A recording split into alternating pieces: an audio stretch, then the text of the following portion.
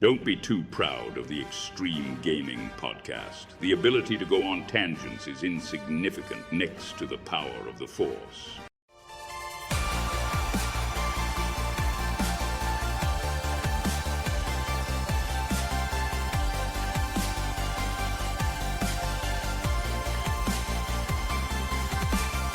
In a world where gaming is everything, welcome to the Extreme Gaming Podcast.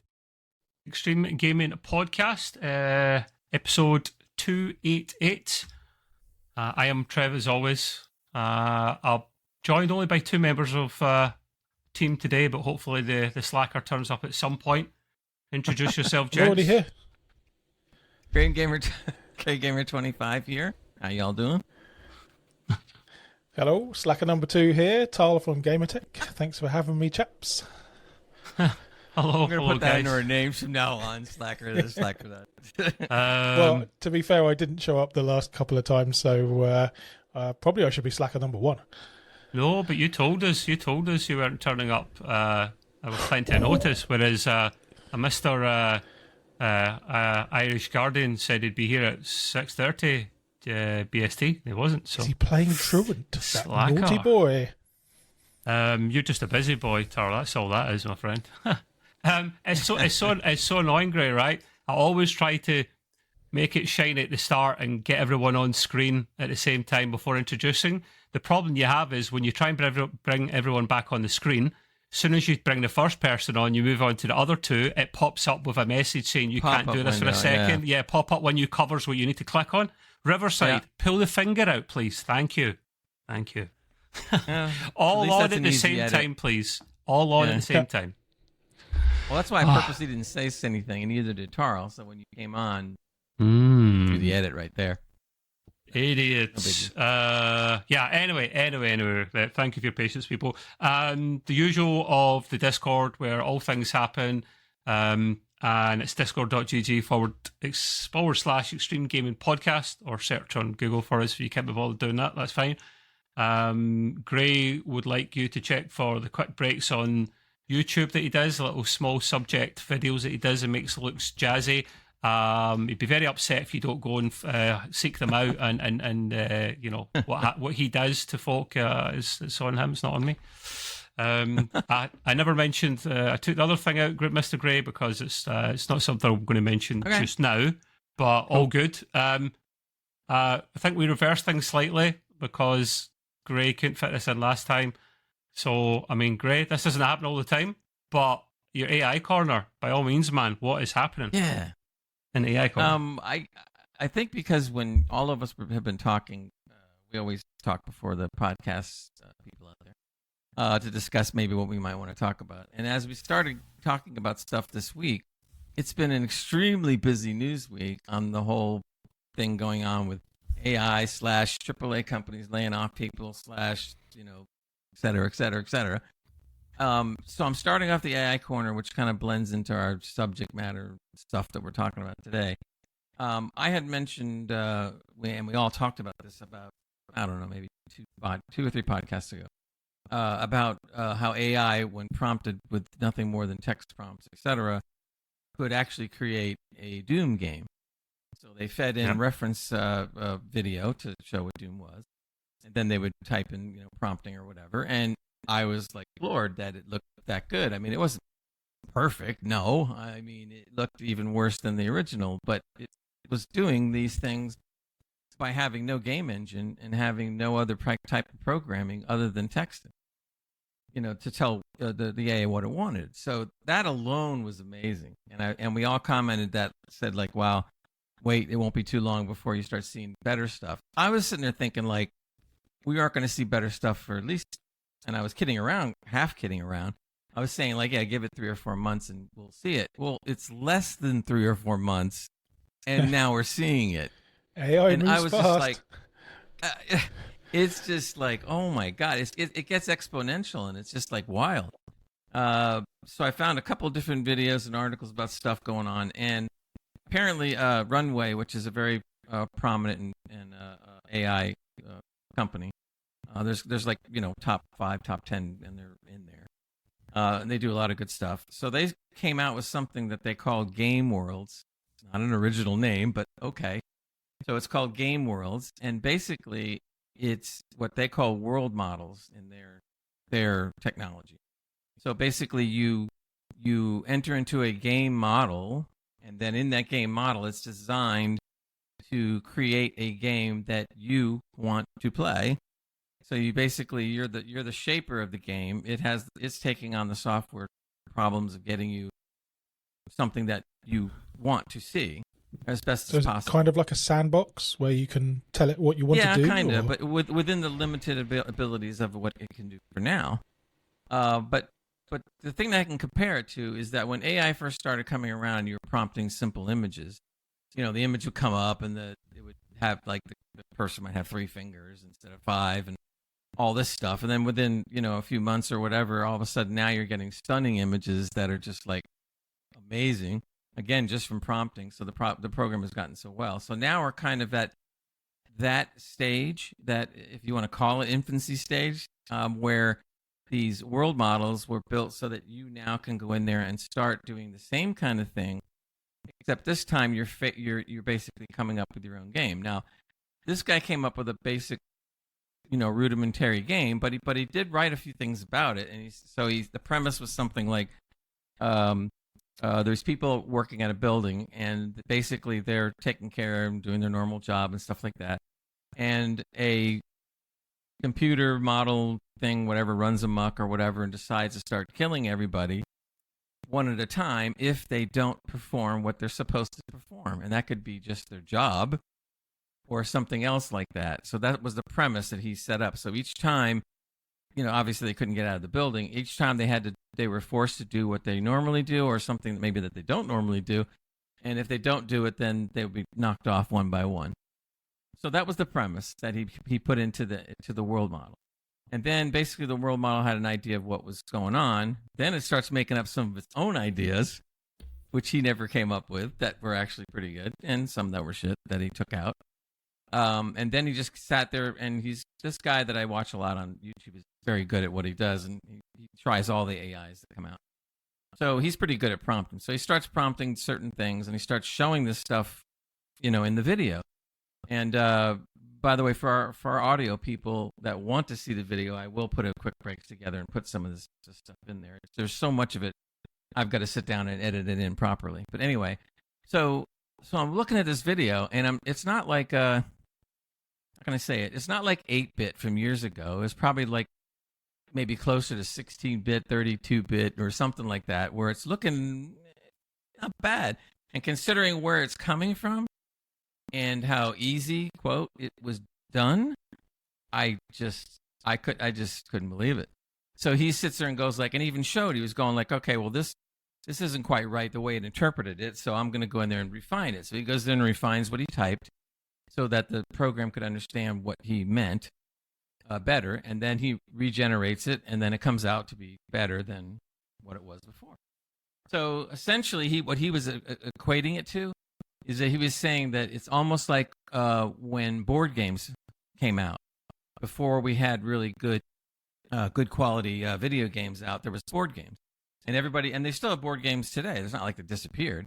But when you pay a Dungeons and Dragons board game or other board games, you're going off of imagination, which essentially is your prompt, and then you're making up stuff that happens on the game board, and you follow along with what the master is saying, and so forth. So people that are familiar with board games know what I'm talking about.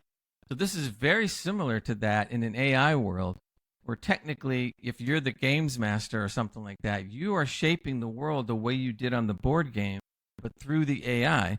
The difference is that the AI is actually able to make it happen for real, like, or real time or whatever.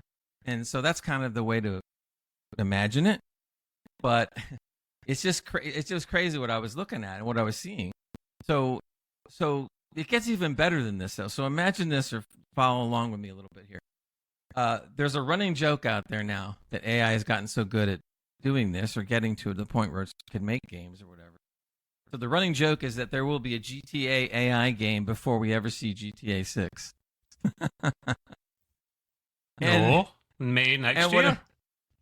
No, I know that, but you got to understand the way it's moving so quickly.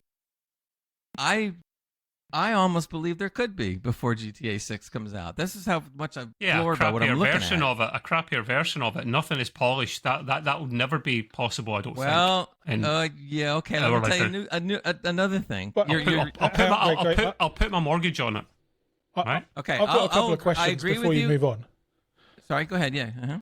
I got a question because if you're saying it's about board games, is it like a multiplayer type of thing experience, or is it single player? Well, there's no multiplayer involved yet. That's a little too much. But so we're really talking more single player for the time being. Uh-huh. But what he was doing is that he basically, there's a company out, like I said before, right now. I don't think it's Runway. I think it's another company that has actually brought out a GTA type game that they have a different, they don't call it GTA, of course. They call it something else. And basically they prompted it to do the things that you would do as a single player in GTA. And when I started looking at this thing, I was going like, wow, yes, it only runs like at 16 frames a second, and it looks like it came out for PS2 or even before that, etc. So yeah, it doesn't look like today's standards. But again, you have to put it in context to the fact that once there was nothing, and then a few weeks later, there's a game running that, even if it is rather archaic, is actually running and looks like, and is patterned off of GTA 6 or GTA 5 or older GTAs. Sorry, my man. Can I pause you for a quick second to give him into trouble? See, instead of fraternizing on the bridge of the Enterprise, right, playing with Deanna Troi and chatting up bloody data and stuff, would you be on time, you naughty man? For people listening to audio, it's I wouldn't Matt. come on time, but Matt, turn that volume again. down. Whoa, referee! Holy moly! Right, turn that down. I can hear everything you do. I can hear your eyes blink. It's so loud. Is that a bit better? A bit better, yeah. Yes, much better. Yes. Yeah, that's about right. I'm glad glad to to hear hear. Matt. You were in the notes for ages, typing things instead of coming in and talking to us, you naughty man. I want to be prepared. Well, You don't see Scott going that. off on a chin wagon. You did in that one episode, and he got drunk and he get laid. So I mean, make it up, you will. True. Matt, did you hear That is illogical. more or less what I've been saying? Because I don't know how much I No, I have to. I only just came. No. Okay, so I'm not going to go over everything, but basically you'll catch up. But we're talking about how AI is creating games. Okay, so Trev, to answer your question, because you came up, you started saying like, yeah, but it's not going to look as good and the quality won't be there, etc. Well, guess what? Yes and no.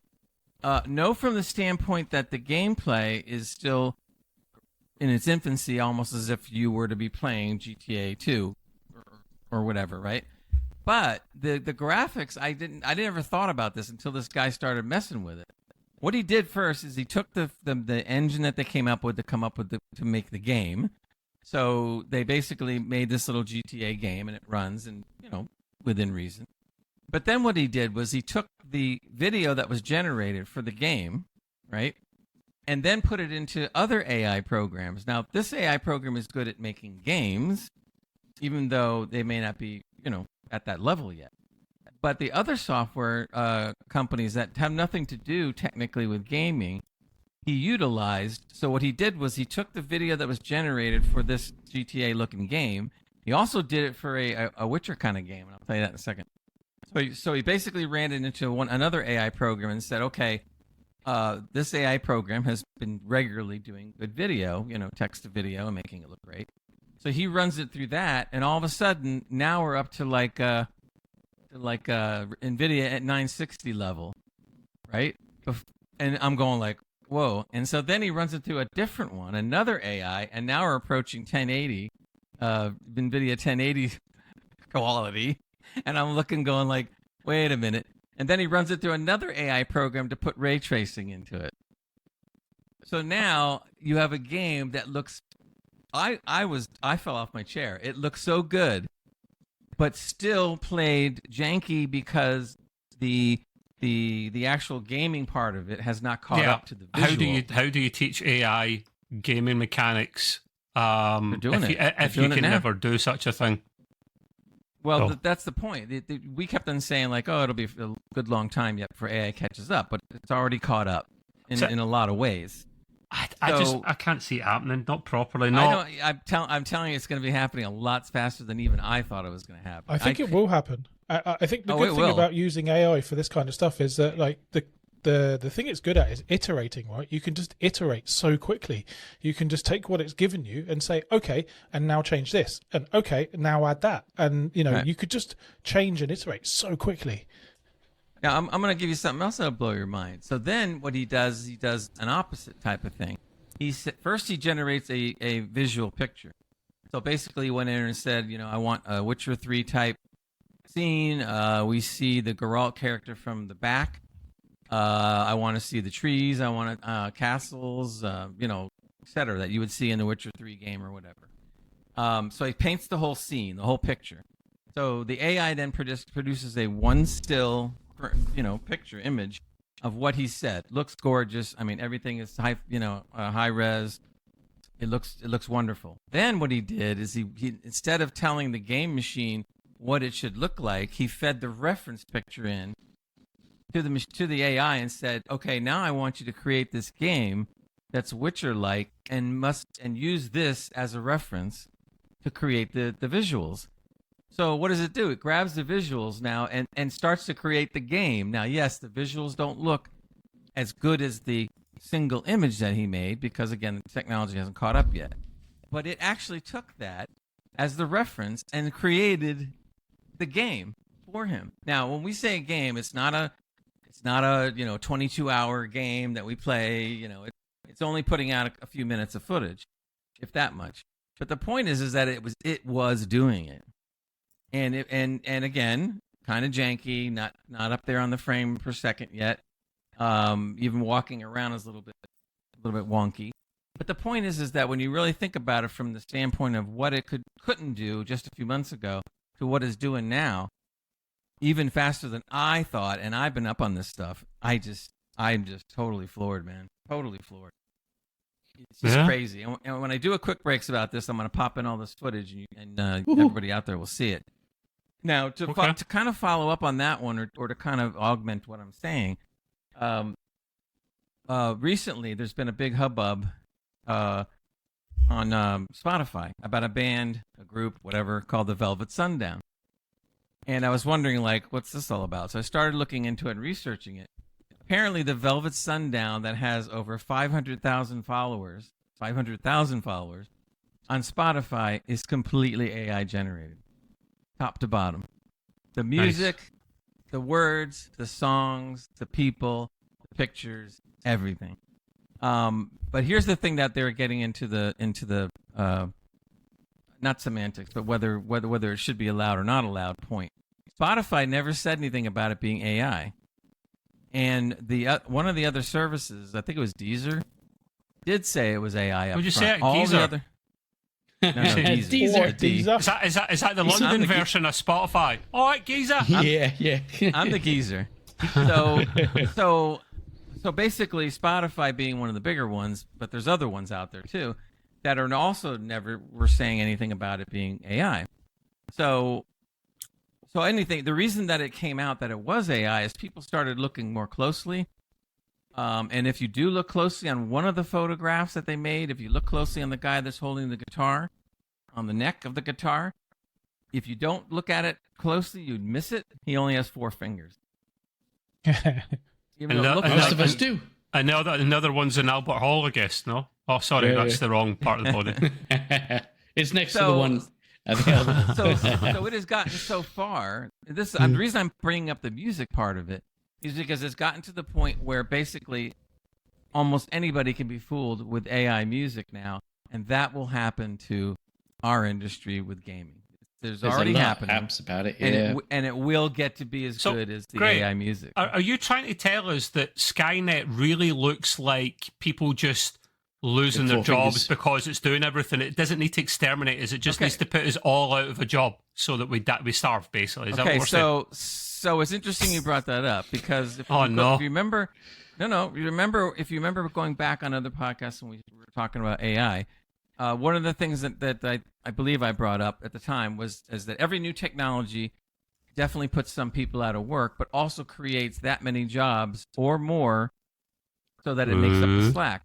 But here's the problem with AI. Don't know about AI that. moves so fast that, yes, there may be jobs that will pop up that AI will create, but it's not going to create them fast enough. And so everybody's going to be losing their jobs until it catches up. It's going to be like a curve. Sorry if you watched So- that. That makes sense. So here's the thing with Back to the pile. whether we want to admit it or not, a lot of the layoffs that we're going to be talking about that's happening in the gaming industry, a good percentage of those layoffs are because of AI. Period. Undoubtedly. And the reason they're doing that is because they need to devote money to AI in order to compete. And in order to do that, you have to cut people to have enough money to devote to your AI research. I don't think it's exactly that great. I think it's just Yeah, it cost is. saving. I think No, that it isn't. for No, that's every part person- of it. Yeah. No, that's part of it. Yes, but that but there's but about 50% of it is not because of cost cutting. It's because, well, technically you could say it's cost cutting, because what they're doing is they need like $50 million to devote to AI research because their competitors are all devoting $50 million, but they only have 25. So where are they going to get the other 25?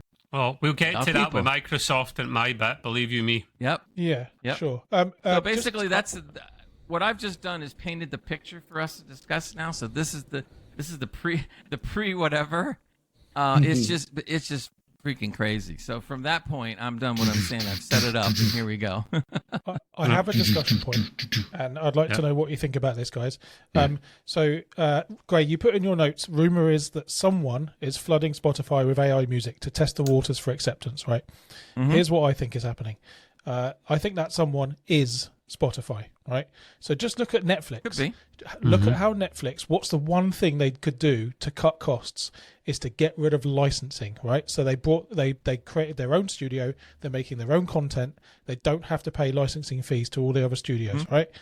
If Spotify can create their own AI music for virtually nothing, they don't have to pay artists to play their music. So I that's mean, good my point. thought. I wouldn't put it past the fact that Spotify is doing it at all. In fact, when I made that note there about the rumor, they said that they found out that they're not naming it, but there is an organization or two or three or more that are doing this on purpose because they want to see, exactly like you said, if it's accepted, then, oh boy, they can start making all kinds of music and not have to sign any contracts with anybody anymore. Not if it's crap. I would That's the bet point, it's Spotify. I went back and listened to some of this Velvet Sundown. I'm not going to say I liked every track, but there were some tracks that they're okay. It wasn't bad. I'm not going to say it was the greatest thing since sliced bread, but it wasn't bad. But the problem is, and this other guy I like a lot. His name is Rick Beato when it comes to music. So what he did is he decided, because he's more of a sound engineer, so what he did is he took the music because he was trying to figure out a way to detect whether it was AI or not. So he took the music and he fed it into a computer that basically analyzes the music. And once he did that, and this is not a new program he came up with. It's current technology. So once they fed it into it and then he played it back, you could see the sound artifacts start to be pulled out of the music. So all of a sudden there was like a guitar that didn't sound quite right, or there was a drum that was offbeat. Now you wouldn't hear it normally because it's covered up by everything in the mix.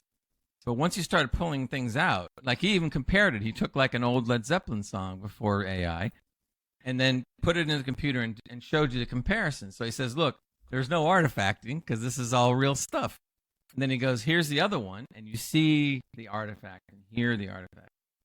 So again, get into the business of technology and software that detects fakes, because you're going to need it when it goes.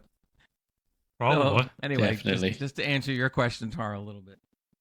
But go ahead. I'm good with mine. I'm done with mine.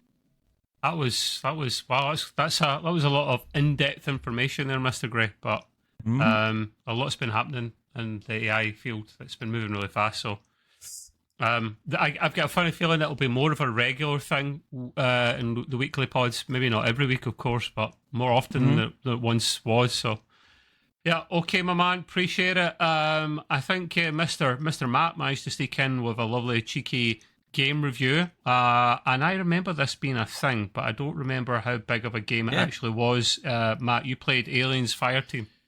Tell me the lowdown on that. So, on the same thing as AI, Bishop. Oh, Ash. Bishop. Oh yeah. Come on, boys. What, did you bash it? No, I tried to bash the Bishop, but Yeah. Ash. Yeah. It took What was the name of the seconds. female one? I can't even remember. Oh, I don't even want to know. No, because you killed the joke then. We've got Probably would as There was well. a female one? So anyway, it's an old game. It was out in August 2021. Yeah, But I it was thought so. on the Steam sales for, I think it was just less than £5. Oh. But everywhere else was like about £8 onwards. So I ended up buying it, just because. So yeah, anyways, I don't think, I think I played it before back then as well, and I wasn't really into it because it was a bit too runny and not enough. Oh my God, Jesus Christ, I'm getting fucked here. Where are they coming from? They're everywhere. Not by an alien or anything. But Yeah. My person's getting fucked. Anyway. Stop. This is a family show. Well, not exactly. Yeah. So, so it's quite aesthetic. I wanted to go back into like the Alien franchise because I was a bit bored of what there was going out. Not that there isn't a lot of things to go by, but I wanted to play a bit of something. And so, of course, and I think Scythe had this as well, so we ended up playing this together. So it's quite a very gritty industrial style, alien ruins, very moody style that I came across. Xenos were there, of course. They have to be, because it wouldn't be an Aliens thing without them. Goddamn Xenos. Yeah, goddamn Xenos. They're everywhere. They're in the walls. Game over, man. Don't get me started on that one. Grail plays ship at bloody Discord noises, man, and I've muted mine and do not disturb. So good luck, Gray. I can imitate it. I don't need the Discord. You can just put it up on the thing, but the motion tracker going. There you go. So it says that I'm quite interested. It's very fast paced, I find, where these aliens, they just keep coming at you from everywhere, pretty much. And it was more of a, oh shit, I'm getting overrun, rather than a scary vibe, if you know what I mean. So they're coming from vents, walls, climbing, crawling everywhere. It's more like a horde or swarm mode or horde. That's it. Horde swarm style. I like that thing. It's quite good, but I like things with a bit of tension. Where I think this still lacks a bit of that tension-esque horror feel. That you can always not shoot them, let them go all over you. That would be pretty. That's messy. So you get like different types of xenomorphs. Ones that explode with glowing heads. Oh yeah. Why not? Yeah, exactly. Sure. Ones that jump out at you and blow up, which is always good. Ones that spit loads of venom onto you as well. And it's very much a co-op game. You can't play it first person. Listen to me go mad. You can't play on solo, but it is third person. And you'll have like AI, or as I say, synths. You'll have synths playing with you. So you'll have two of them running around with you, or you can have four people co-op play this with you. So it's quite interesting that way. We did get our asses caned one of the missions, but then I played it again on my own, and I waltzed through it without any problems. I may have been on my last legs, but still got through. You legless, never, absolutely, never. Yeah. I was like Ash cut from the waist down, and just legs crawling on the floor. So it's good textures, good visuals, graphically. It's you can do a proper 60 FPS with it at 1080 on the old graphics cards from the 1060 and the 480 RX as well on there. And also it's out on console as well. It's been optimized pretty well. It did have issues where I was doing 4K, full ultra, and full screen, and it didn't like that at all. It kept splitting the screens in half. So on one side of monitor 1, it'll cover half of the screen, and then it'll be on the other side of monitor 2 on the far side. And it's just like, why is it doing that? Wow. And then it kept freezing. It kept going into a small window, big window, half a window, 3/4 of a window, and a hexagon. So it was a hexagon, yeah, and then freezing over where you can't actually do anything with it. So it had bad times. So I think with that, I actually had to redo my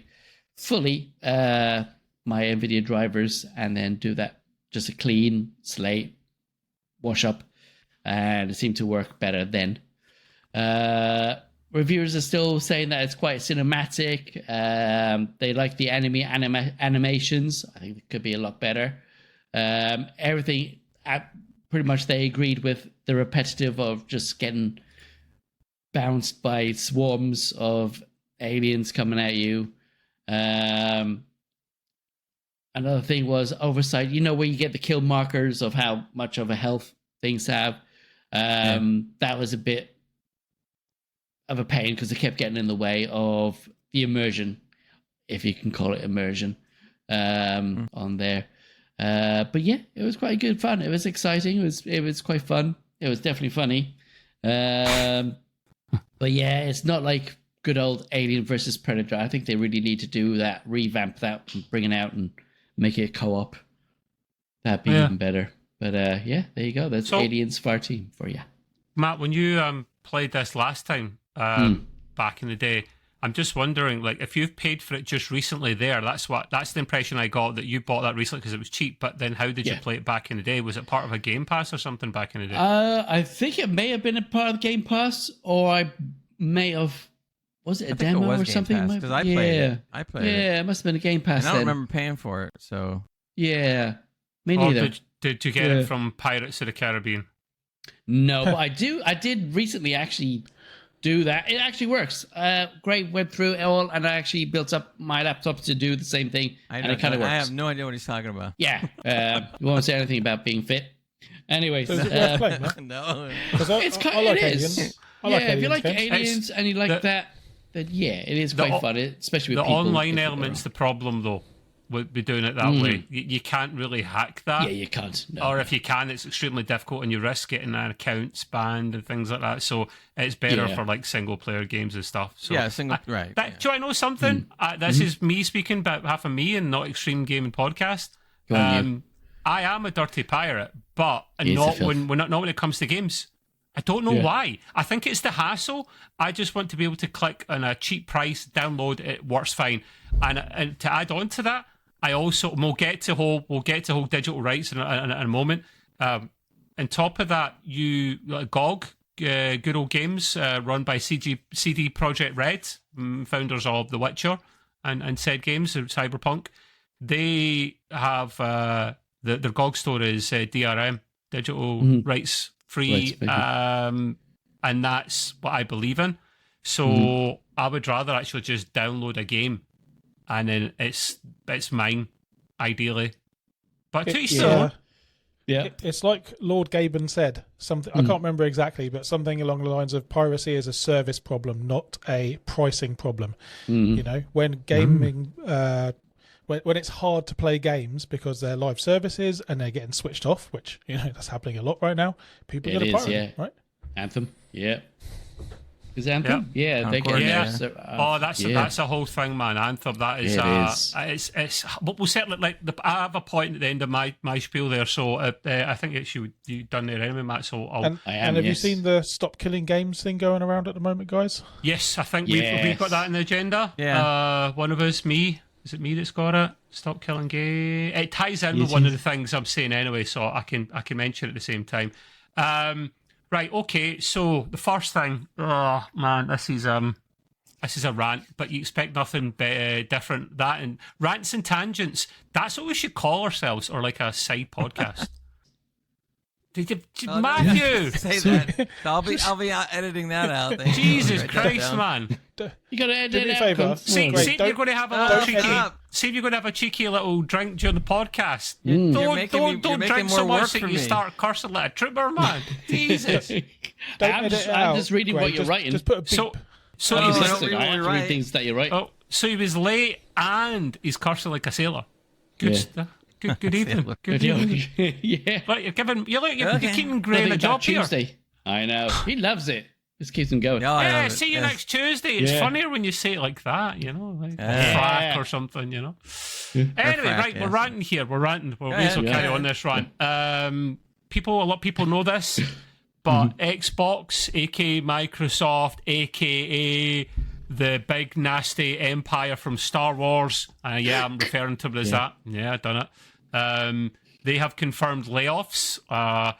The layoffs are astronomical, so they try and publicize it or give it the image of only 4%. But the problem is the amount of people they've got within their company that initially equates to approximately just over 9,000 people.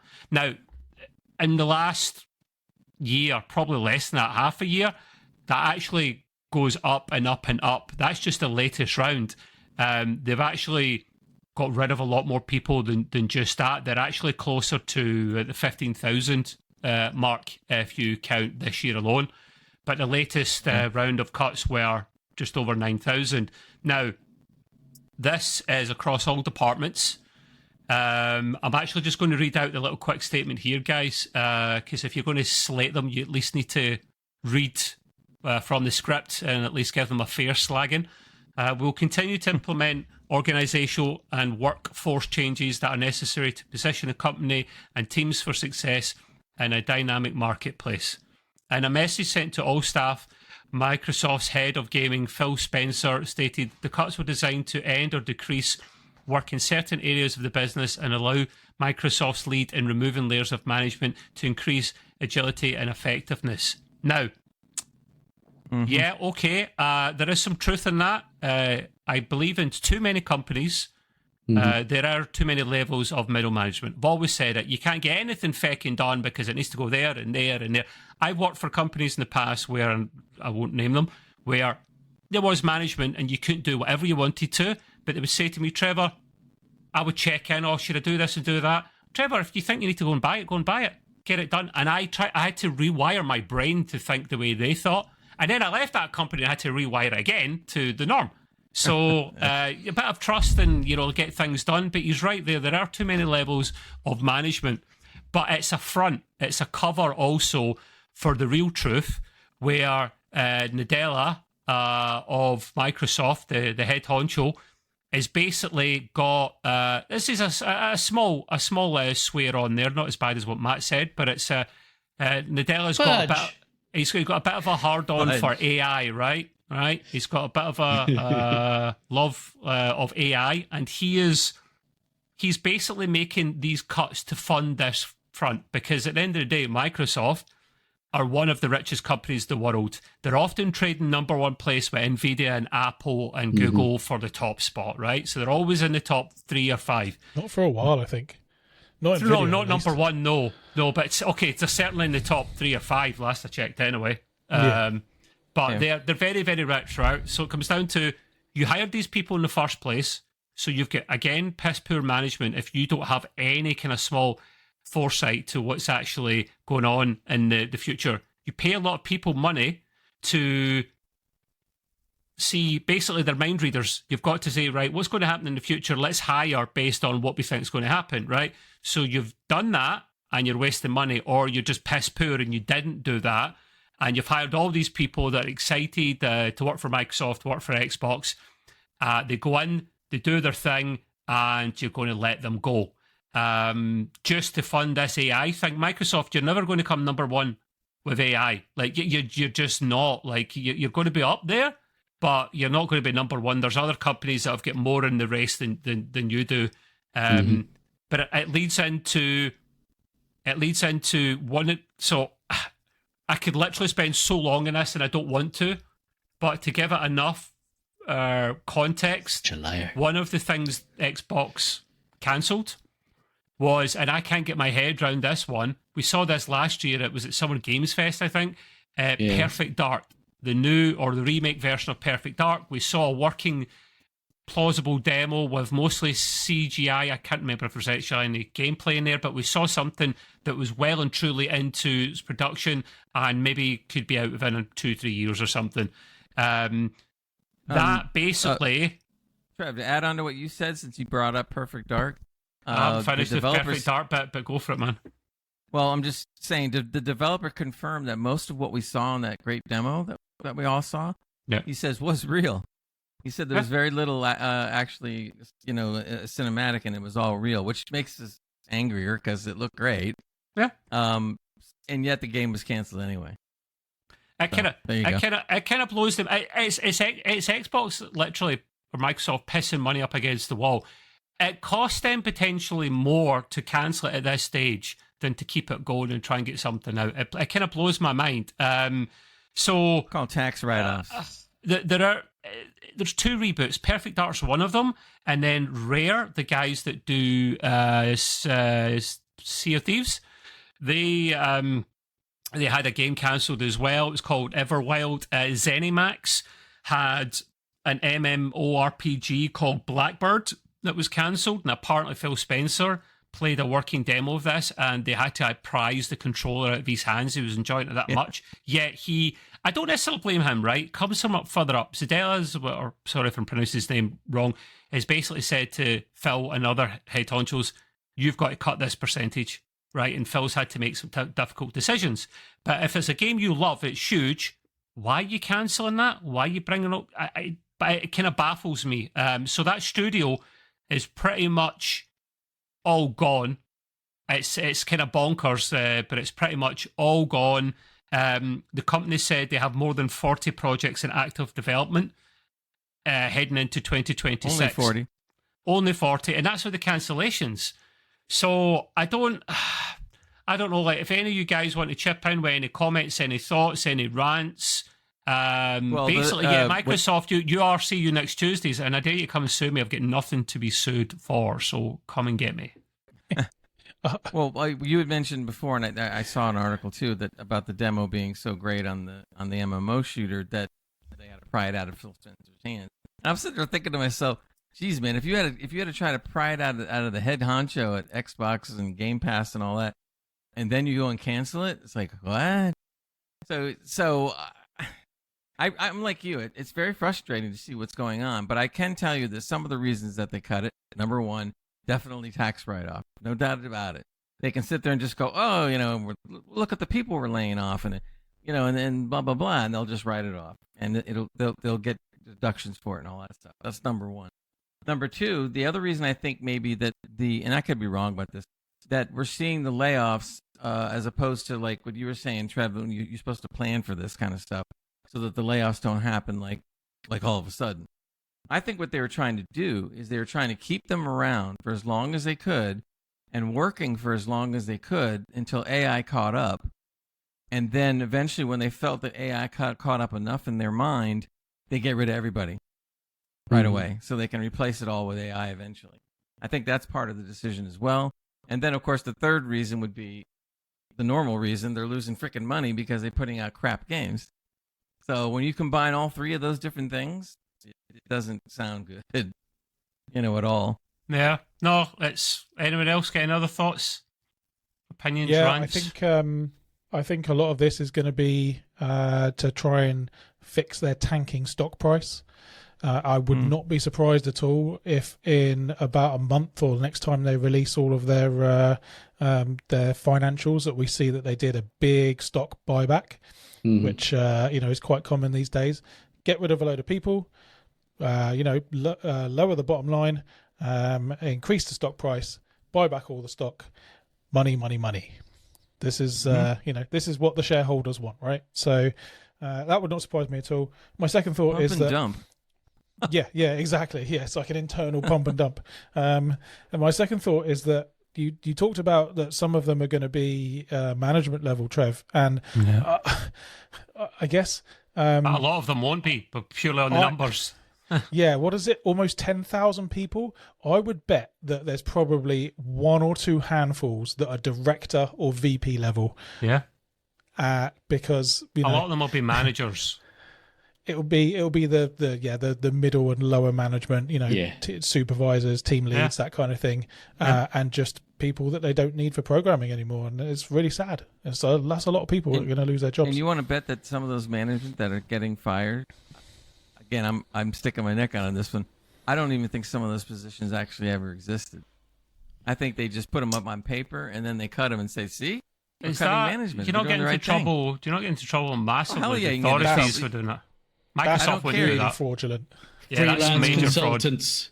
Yeah, mate. I'm sorry. They are dumb, but they're not stupid. Or they are. Well, I'm not saying. I'm not particularly saying it They're would be both. Microsoft. They need AI. Matt, have you any thoughts, Or mate? better than that, they hired AI and then they fired them. Yeah, exactly. That's it. Yeah, yeah. I think that's pretty much the way they're gonna go. They're gonna save that money. They're gonna put that into what they wanted, which is number one, AI. cloud AI, and go from there. Yeah. They've always, I think they've said it a few times that they're going to go that way. Even with my workplace, we're looking at AI and cloud-based Microsoft applications, security. So yeah, I think that's what they're going to do. You know, the problem, and Matt kind of hit it on the head a little bit there. It's almost like it's a virus now, because companies that maybe would not have done this or don't want to lay off people are almost forced to lay off people because they have to compete. So if they don't compete, they lose their entire company because they're going to be put under.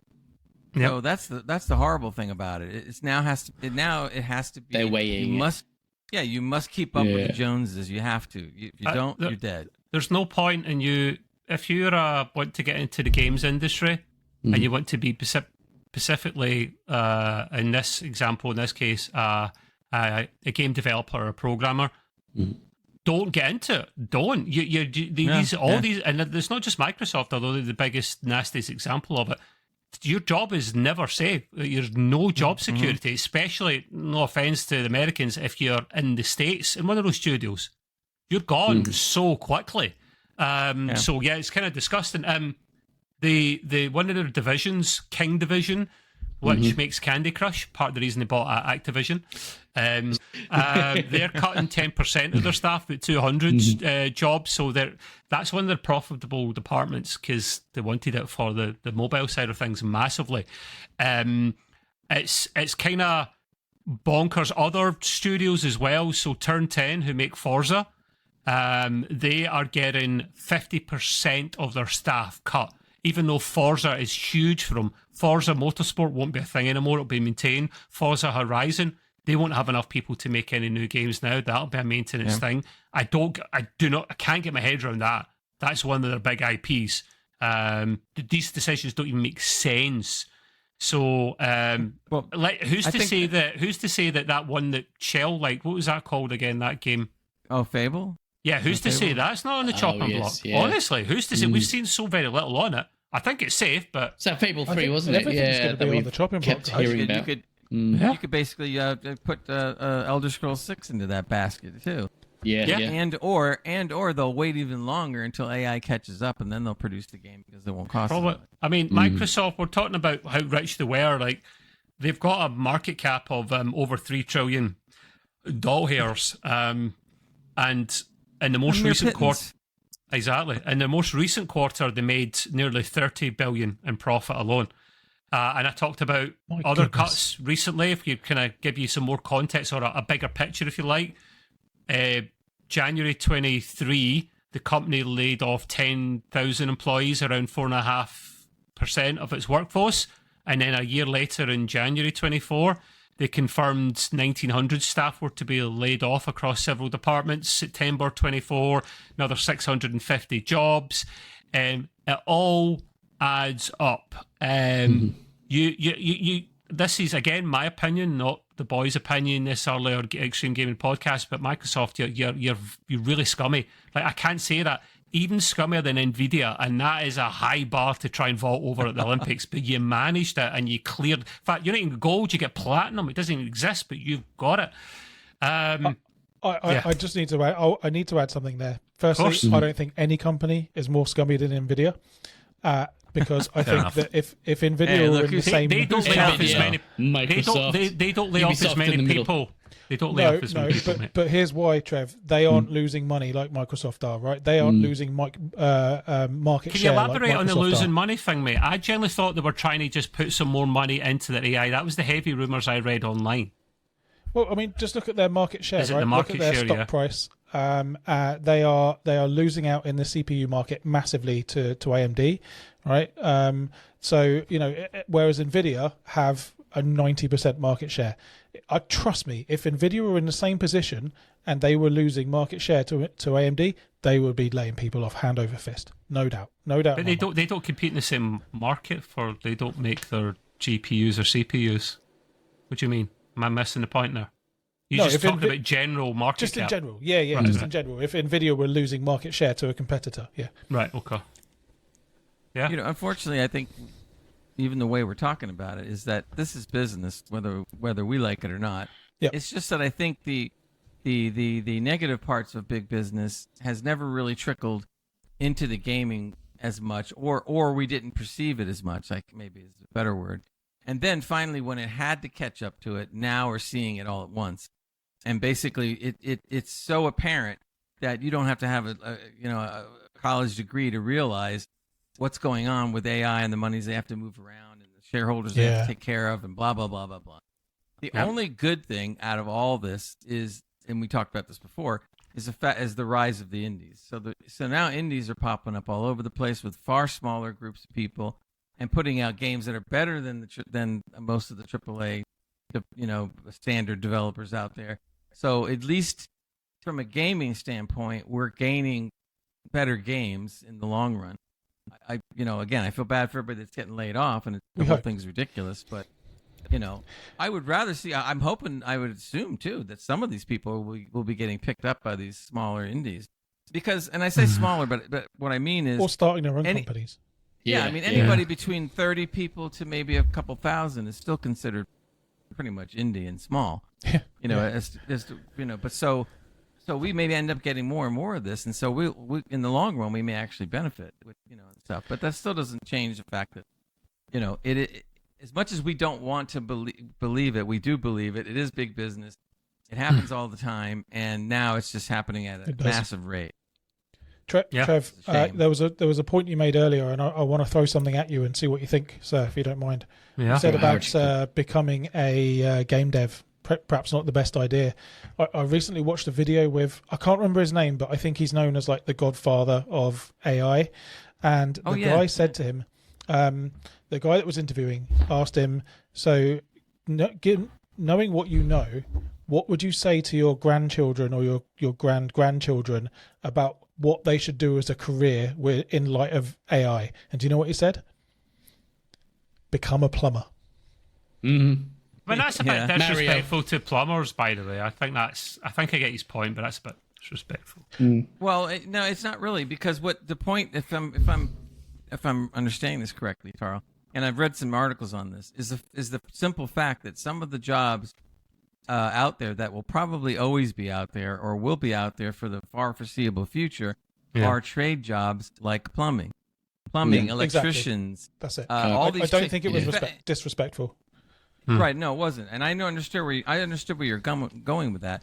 And just for a second, I know it doesn't have anything to do with gaming, but what they have seen in statistics now is that trade schools are actually now starting to increase students. There's more and more people going to trade schools because there's thousands of jobs, hundreds of thousands of jobs for trades that no one can fill. Yep. Because everybody had stars in their eyes about all the stuff they wanted to do. And this is the thing. AI can't plumb. AI can't do an electrician job, No, not yet. Yeah. Not until it gets cyborgs. not until it gets a 50-90 put in it, or a 60-90 the next one, I guess, yeah. Well, the thing about that is that it's probably not going to do it for quite some time. Because why? Because you don't have the physical robots that can do that kind of stuff now. And that's going to be a long time before we see one able to do Once we that. have the Terminators walking around, then they'll turn some of them into plumbers. So there'll be plumbers. You see a guy show up at your door with the red eyes and everything and goes like, I'm here for the plumbing. I need your clothes, your boots, and your water meter. Yes. I need your wrench. I need your bicycle. I need all these things. If you want a shit, come with me. Exactly. Oh dear. Oh my God. There is I will probably ask a small favour for Gray that Mr. Amazon Prime delivery guy has decided to come in the evening and he'll be here in a moment, so I apologise. Gray might have to step in with his news if it comes to it, but we'll see. I'll carry on as normal for now. We cover each other. We can always talk about other stuff. Is it from the sales?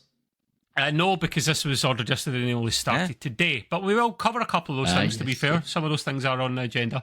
When you are a AAA games dev, you create games. When you create games that people don't like, you wonder why. When you wonder why, it shows you are clueless. When you are clueless, you tank the company's stock. When you tank the company's stock, you go back to playing Pong without eating. Don't play Pong without eating. Just start your own independent company. I mentioned this in recent times, recent news, pretty much confirmed. Mark Cerny, the lead architect of PlayStation, says the PS5 Pro will get its major replacement for the current PSSR, or as the boys like to call it, Pisser. Pisser, yes, upscaler next Get your year. pisser on. This is basically, it might not be branded as such, but it's basically AMD's FSR4. And I say AMD, Sony worked on it just as much and contributed just as much. I don't know why it didn't come out at the same time as PlayStation. It was probably test it on the PlayStation for longer kind of thing rather than the rights issue because they both worked on it. But FSR4, as we've discussed in the past, is comfortably the second best machine learning technique out there, and it's closing the gap. Both of them. It's closing the gap on DLSS. That's still got the lead in my opinion, but the gap is narrowing. So this is a great thing. I've got DLSS on my Nvidia card. I've got, come next year, certainly FSR sitting on my PlayStation. That'll be really useful on a console because you're needing to upscale things massively when it comes to consoles, because you can't just upgrade the graphics card or something in there, as we know. Consoles is where this technology is really going to take off, right? I mean, it has to be. Yeah. So basically I'm not saying it's not taken off already, but it's the best use case for it. So basically what we're saying is consoles, as we've noticed over the last year or two, are becoming PCs. And slowly they'll just be PCs. You don't even have to call them consoles anymore. Yeah. I mean, micro PCs instead. Or maybe, right, exactly, right. Or you call it a PC console. Yeah, that's it. Yeah, you know, they'll merge. I mean, there is a reason they do that. It's just, it always comes down to money ultimately, but they want to make it easier for people to develop for. And if we all are on the x86 architecture, then or format, then we're going to make life easier for everyone involved in the industry. I go back to the PlayStation 3 scenario. Look what happened with that. They almost lost that generation's race because everyone involved, especially the developers for it, were like, what have you built here, Sony? I try to get my bloody head around this one. And then eventually they did. They got used to it over time, but it was only towards the end that they overtook Xbox at the end to win the generation. So people are too scared to go away from x86 for now anyway. But they're going to have to, because as we know, Moore's Law's pretty much in the bin now.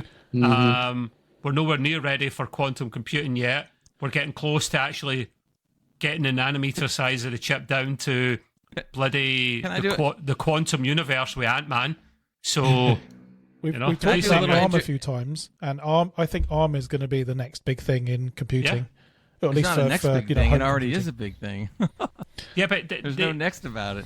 Yeah, you're probably right. Yeah. By the way, I meant to interject because when you started bringing up Quantum, that was something I had later on, but I'm also bringing it up now. Quantumania, very quick. Average movie, I thought. No. So I picked Quantum up of Solace. This that was is a quick summary, but this is something that we all have been reading a little bit about, what's coming up next in quantum and all that. So apparently researchers have developed a technique using quantum materials to make electronics 1,000 times faster than the current model. 1,000. The innovation allows switching between conductive and insulating states using light, eliminating complex interfaces in electronic devices. Eliminating. You won't need them any longer. This breakthrough promises to replace traditional silicon components, leading to smaller and more effective devices. Ongoing research continues to explore new quantum materials that could further revolutionize the electronics industry. So, like we said, and you just said, Trev, it's already here, and it's gonna start trickling down real soon. Can you imagine just totally eliminating big chunks of machinery that's in your computer now? You just throw it out the window. You don't need it anymore. It's like wow, and 1,000 times faster. I mean, we're already really fast. You imagine 1,000? It's like it'll basically be, when you go to click the mouse, it'll already have clicked it for you because it knows what you're doing. I mean, there needs to be a big breakthrough soon, right? Because Moore's law is mostly dead, kind of a little bit. Yeah. And we've been on an x86 for, I don't know, 40 years? Yeah. Question mark. I don't know if exactly. It's a long time. So it is amazing what they've done with it though over 4. Oh, for sure. Yeah, definitely. Get every bit of performance out of that. But I'm pretty sure there will be a new big thing soon, whether it's ARM, whether it's something else or whatever, whether it's some sort of quantum computing. We need that next big boost. We need that step, don't we? Yeah, because we're not making giant leaps in computing anymore. We're making very small iterations and for small progress. So yeah. Let's hope I think, all our points. Well, I think what's going to happen is Coco, shut up! It's not a podcast unless you can say that. It never comes out in the podcast. I think what's going to happen is ARM is going to be, I think, the stepping stone, or it's not the stepping stone, but the in between. So you're going to see ARM do all this amazing stuff, and and eliminate some certain amount of circuitry, blah blah blah. Especially and then in mobile. It will be, right, and then they'll keep on working with that and getting as much as they can out of it, and squeezing as much as they can, and then you'll slowly see the quantum stuff. Well, quantum needs to become part of the non-gaming aspect before it can be a part of the gaming aspect. So that is well and truly not in our lifetimes in terms of actually hooking up. I don't know. Sometimes these breakthroughs, they just come out of nowhere, Do you know how it works, though? I'm not asking you to give me a quantum computing lesson, but you're literally having to freeze things inside to the coldest part of the universe, even colder than that, actually, for it to work. So how do we get from there to something we can stick in a box beside our desks? Look, I get what you're saying. But like with any new technology, right? That before it exists, everyone thinks it's witchcraft, right? If someone mentioned computers back in the 500 years ago, they would say that's witchcraft. What did it say in Marvel? What did it say in Marvel for like Thor and Asgard and all that? What is magic? What is magic? It's just science you don't understand yet. Exactly. Right. So what I'm saying is the next big breakthrough could be any time now, but we don't understand it yet. We can't fathom it. So it could be tomorrow that something happens. I won't do it tomorrow. You don't want to get into more. You don't want to get into actually, I'm busy tomorrow. Can they do it like next week? Yeah. The way I look at it is you don't want to get into mortality rates, but not knock wood. I'm 67. If I make it to 97, which I have I should be able to. My mom led to 100. But anyway, think about it though. 30 years, whether it be 30 years for me or you guys, okay? Look how much stuff has changed simply in the AI field and quantum to some extent in only the last 3 years. 3 years. Okay, and now you're talking 30. So if everything is exponential, and it is, that means I think we could well be into quantum way before you think. Yeah, I agree. In AA might help. No, but let's emphasise that it does exist right now. It has for a number of years. It's just getting it down to a smaller, manageable, safer, usable level, which is very possible. You're right, Tal. That could happen, mate. That could happen. We can never rule it out. Let me give you an example that you guys will understand, right? Do you know in the Star Trek film where it goes back and you've got the guy that created the warp drive, right? Yeah. He created the warp drive and then suddenly it was just like, boom, massive progress in every area, Well, try telling the Vulcans that one held us back for I don't know how many decades. Pointy ear gets that they are. Anyway, you're right, man. You're right. It's a good. I like these analogies. They're brilliant. The last thing to just add to that point is you might assume that the new version of the FSR4, if that's what they call it, might be like a low-fat version, but no, it'll be the full-fat version when it is released, which is cool, because there must be something baked into the chip that allows it for that, because we know FSR4 needs at least some level of hardware, because the latest GPUs from AMD, you basically can only run FSR on their latest, for now anyway. Mm-hmm. So, yeah, I find that interesting. That'll be good. That'll be a little upgrade for my PlayStation next year. Brilliant. Love to hear. The next thing I don't know if Matt had this in his docket. He had something about small PCs. I know that much. But this thing here, I found this and I thought this was bloody cool. Look at this, guys. One of the world's smallest laptops. It is. That's what I got at work.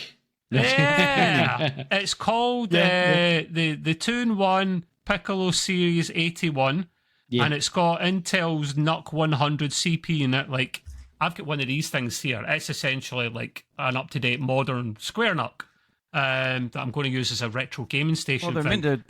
Right, but there's a difference between mini PC and the small laptop, though. Just so we're clear. Well, I mean, PC, okay, if you want to be technical. Yeah. Like me, personally, I would rather, if I'm going to go after something like this, I'd rather have a mini PC because I think laptops now are too small. And you look at this thing, it's like, to each their own. Teach their own.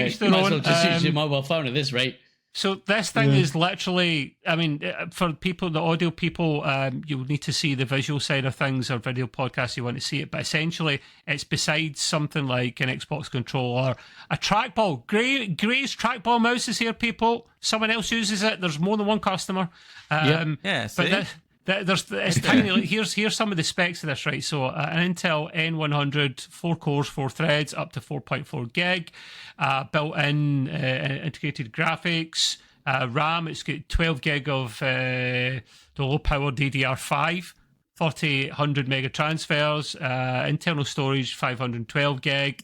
So you can upgrade it with micro SD. So that'll be a bit slow for the old storage, but a number of ports there as well.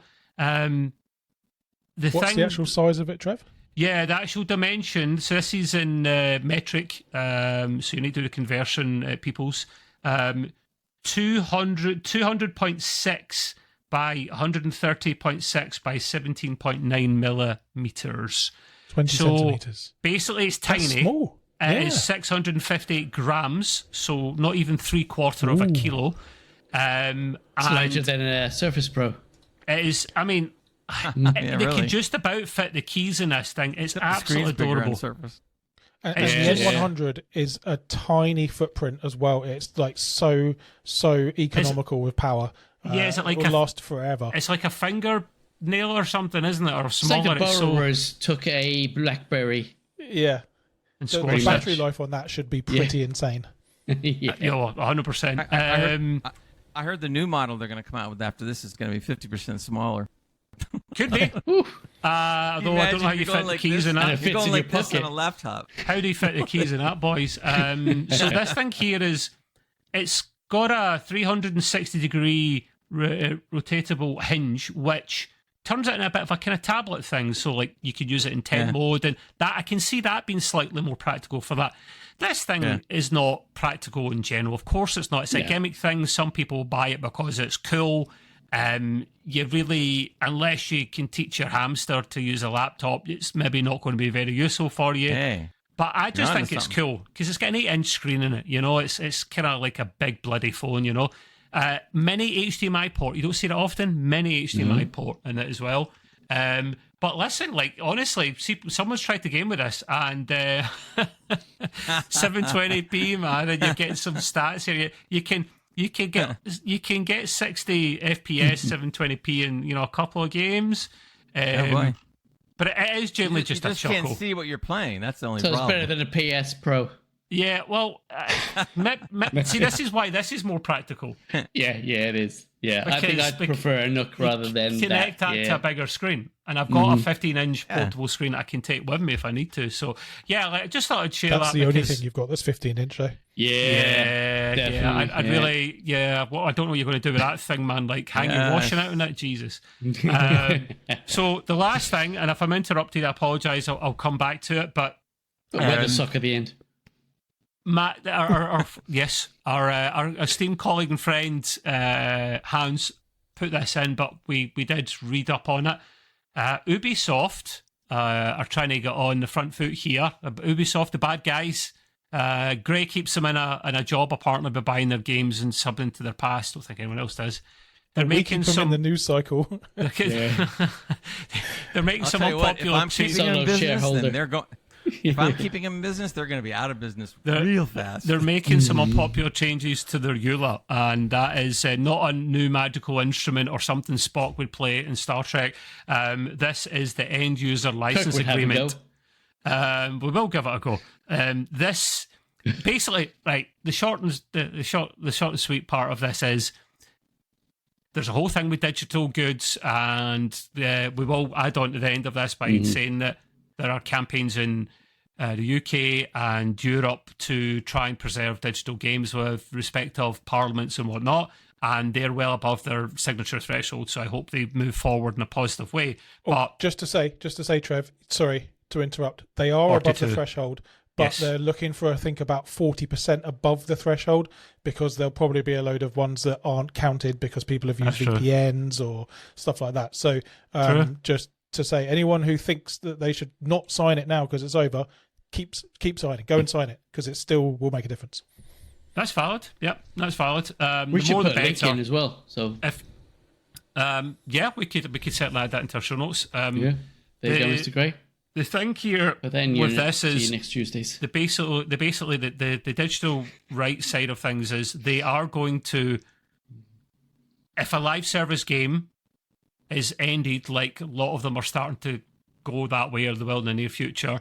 If they, like, sampled the Crew 1, they stopped. That was an online game. They didn't make an offline mode, and it basically is just died. Essentially, you can't play it even if you've got a disc, or if you get a digital version, you load up, nothing happens. Which was the game that kicked this off, by the way. It was the game that kicked off to stop killing games. So many have came forward from that one, actually, but yeah, that was the daddy for that one. They're saying essentially, in a roundabout kind of way, is once we've ended a live service game, we demand that you delete said copy from your console or PC, according to our laws and rules. Now, Ubisoft, if you're watching, you can sit on that and spin round, get off, recover for about 10 seconds, get back on and spinning it again. Away and play with yourself. You and Microsoft can go and run and play with the traffic, okay? Play with the buses. Obviously, that's not going to happen, and it wouldn't make any difference anyway, because if you've killed the live service, I can't feckin' use it, you idiots. Honest to God, there are no two brain cells between them, boys. Gee, exactly. And if it's a disc, Ray, you can use it for a coaster. I want to use it for a coaster from a drink, okay? At this point, surely they're just speed running their own demise, right? They're just, what are they doing? So it seems like this is such bad PR. And they already got rid of the Crew, haven't they? Yeah, Crew 1. Technically, if you listen to what they say on the new EULA, that means if you own physical copies, you need to destroy them right now. Yeah. Oh, no. I've seen that happen with a lot now. of games, though. A lot of services where they're just like, yeah, that's it. We're dropping it. Not right now. Given, It's once. Yeah, no. What? It does say destroy or delete. Yeah. Yo, if the live service game comes to an end. Sure. Right, but the way they worded something the EULA with a shiny doesn't box, just, you probably want to keep doesn't that, just right? mean. Yeah. You Or keep a nice the box. disc. That's about it. Look, there's lawyers out there who know how to write stuff. So apparently they didn't consult a lawyer when they wrote this, because it literally tells you in the way I perceive it and others perceive it, that if you did own a physical copy of the game, you need to destroy it as well. Yeah. I'm like, that's wild. Okay, sure. Do you get your money back? In fact, don't be silly. We thank Hans for providing.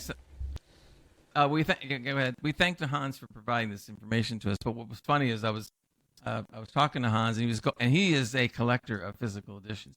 He has some stuff that you wouldn't believe, and some of the stuff is worth money. And he's going like, right, I'm gonna go destroy all my entire collection, just because of that EULA. It's And so, just like, not a good nah. look, is it? I mean, I don't understand this. They've got enough bad press already. Yeah, and every time they turn around, they get more bad press. This is what's crazy. They've got Maybe enough. they that the literally are stock doing. is tanked. Ooh, that's quick. I mean, That's look, what she remember said. they were just Yeah. they just got convicted of all the shenanigans that went at work. They're guilty of that. So Great. I kind of hope. I know you don't like this. Maybe I genuinely want Ubisoft to die now, along with Me too. Microsoft. I Yeah. genuinely Oh, I don't do. care. Like I don't it's scummy. care. It's scummy, and everyone knows Yeah. my rants of the rinse and repeat and most of Look, their games. But on the top of all the shenanigans, just die already. Honestly. Any The company only that reason- treats their customers like shit should just die. Yeah. no, I Yeah. agree with you. Is and I this don't care actually you know, enforceable though? No, of course it's not. No. So yeah, I'm just like, yeah, you can talk the talk, but you ain't gonna walk. yeah. But I want to be outraged. Damn you, Matt. Oh, you Yeah, could be sure, outraged. right, Well, man. I'll But- be but- outraged with you. So I think they're all Matt, a bunch that's of all the see more- you that's next all- Tuesdays. The old. But the thing that's the thing Fiddlers. that's goofy about that, Matt, is that if they can't really go after that, is the fact is that, well, then why write it if you know that it's not going to be able to be But held anyway? clearly, lawyers were not properly consulted, or Exactly, or that's what I said. it was Better Call Saul that you consulted for a really cheap no They bono kind of basically deal. they basically got some law student who's only in their first year and is here, write this. It's for us, will you? Yeah. boys, Put this boys. as your essay. Yeah. This leads on to the Stop Killing Games campaign that we were talking about moments ago. Now, this is possibly most likely going to be carried forward, but as Taro said, we will include it in the show notes, Mr. Grey Gamer, you and I, depending on what we're doing with what bits there, but we'll add it in regardless to the audio and the video side of things. Sign it, because not only, as Taro said, you're weeding out the people that are abusing it and taking the piss, or just sign up one night when they were drunk. But if there's tiers, so if it goes up to another tier, it will get expedited and it'll be treated more seriously. It just means when it gets to 1 million, they have to entertain it. But Yeah. they can look at it and go, bye-bye, and put it to the side. So if you keep doing that, on top of what Taro said, they'll take it more seriously. Now, a lot of these guys, they're they're old codgers, and they don't know what a PlayStation is. They don't play with one of them. Like, they don't care about that, but they're representing us. So we need to force it down their neck that this is something we do care about. And I think something will come of this, boys. I generally do. Now, it's not happening in the States as far as we're aware. This could be down to the whole America being free kind of thing, and it's like whatever, the good and the bad, and it may never happen. But maybe, as Grace said before, they see what happens in the UK and the EU, and then someone starts pushing it. Great. Without getting into too much detail, and I'm not testing your US politics knowledge here, political knowledge here, if America or you as a punter or your town or state wanted to get something trying forced into the legal system in your state and your country, how would you get a petition going? Is there a certain level of numbers you need to get to before the state and the country will look at it? Basically, it is a petition thing, like you're saying.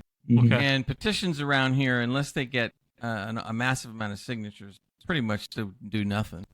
I mean, they might make a little bit of news, but not unless they've something serious. Like if you come forward in this matter of maybe 500,000 signatures, now you're talking. That's a lot of signatures. Yeah. So then you start getting press, and then the press increases more and more, and then you start getting some legal eagles looking at it, and it kind of just proceeds from there. And so there isn't a that's number. kind of how it works. There isn't a number. For example, it's either 100,000 or 1 million. I think it's 100,000 signatures in the UK Parliament before they'll even look at it, and then it goes up and up, like the EU system. Is there a number that your state or country has to start looking at things? Not really. I mean, See, this is why it's not happening. But my understanding exactly, is that because there it isn't doesn't- such a mechanism in the US. Right. We don't have any mechanism like that. Really? Basically, it. No, The thing but what happens is, like Your I country's said, too free. if you get a decent amount of signatures where it's noticeable, but then that's shaking the birdcage rather than. I mean, we don't want to actually injure any animals in this process, but it sounds like you literally have to shake the birdcage to get something moving rather than giving people more power to the people. yeah, that's probably about right.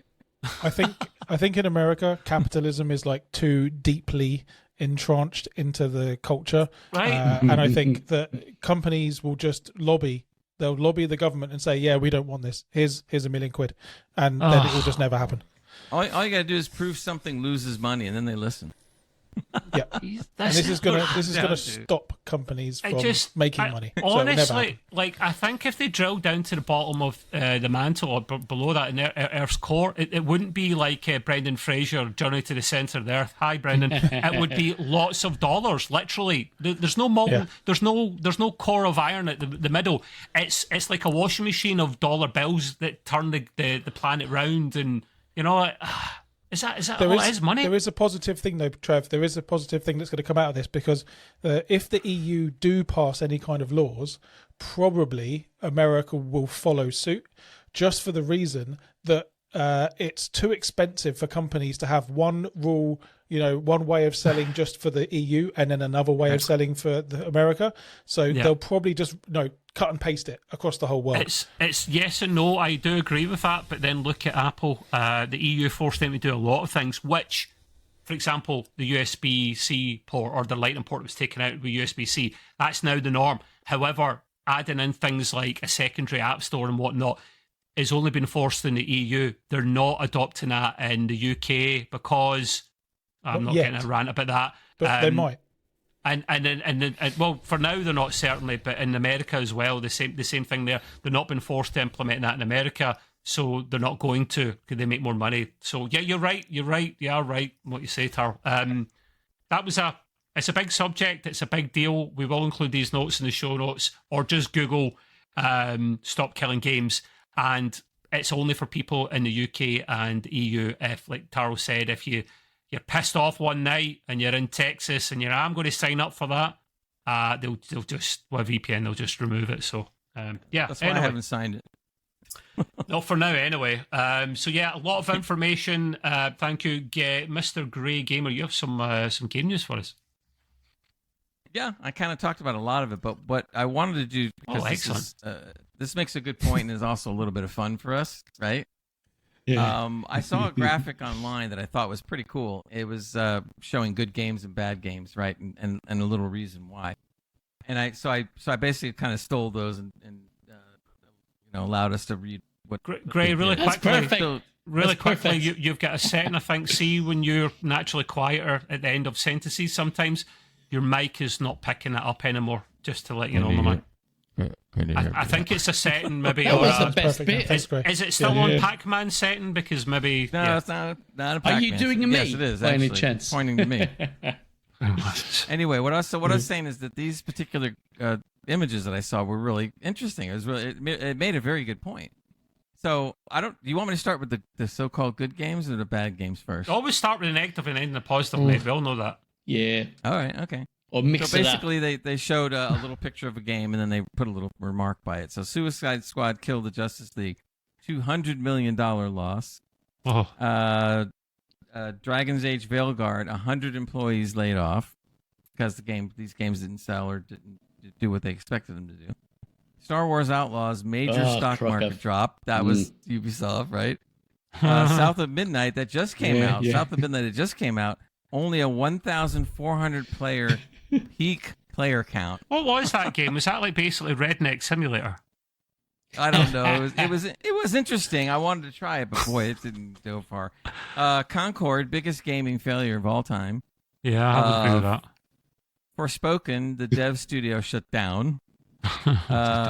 Unknown 9, So The did Concord. Awakening. Yeah. Unknown 9, The Awakening, which was something they were looking at. More layoffs.